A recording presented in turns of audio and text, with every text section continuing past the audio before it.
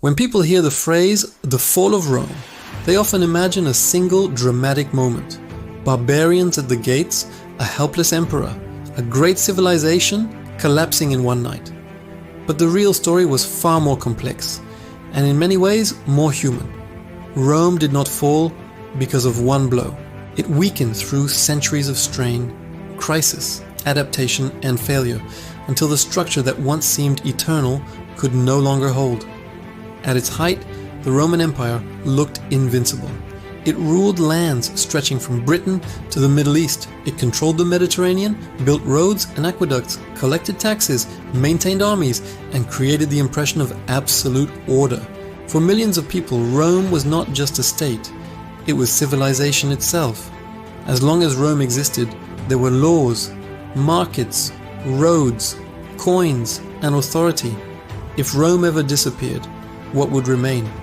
And that question points directly to the empire's hidden weakness. Rome had become too large and too complicated to sustain forever. The empire functioned like an enormous machine that constantly needed fuel. Armies had to be paid and supplied. Provinces had to be governed. Roads, forts, fleets, grain shipments, and bureaucrats all required money. As long as Rome continued expanding, the system worked. New conquests brought in wealth, slaves, taxes, land, and prestige.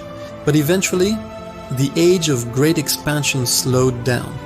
Rome stopped growing, while the cost of maintaining the empire stayed immense. At the same time, Rome suffered from political instability. The struggle for power at the top was often brutal and chaotic. Emperors were overthrown, assassinated, or betrayed by their own troops. Some barely had time to secure their position. In the 3rd century AD, the empire entered one of the darkest periods in its history, known as the crisis of the 3rd century. Economic trouble deepened over time. Roman currency lost value as the state reduced the precious metal in coins. Prices rose. Trade became less stable. Ordinary people felt more pressure, while wealthy elites found ways to protect themselves. The army, once Rome's greatest strength, also became a source of vulnerability. To manage its difficulties, the empire tried to reform. One of the most important reformers was Emperor Diocletian. Later, Constantine the Great continued the transformation and shifted the center of power eastward to Constantinople. In the 4th and 5th centuries, Europe experienced major movements of peoples, pushed by the arrival of the Huns. Then, in 410, something happened that shocked the Roman world. The city of Rome itself was sacked by the Visigoths under Alaric. Finally, in 476 AD, the Germanic leader Odoacer deposed the young emperor Romulus Augustulus. Odoacer stood with authority, marking the symbolic endpoint of the Western Roman Empire.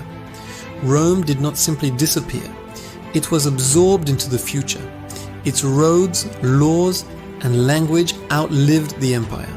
History rarely ends with a single crash. More often, it changes so gradually that people barely notice the age has turned.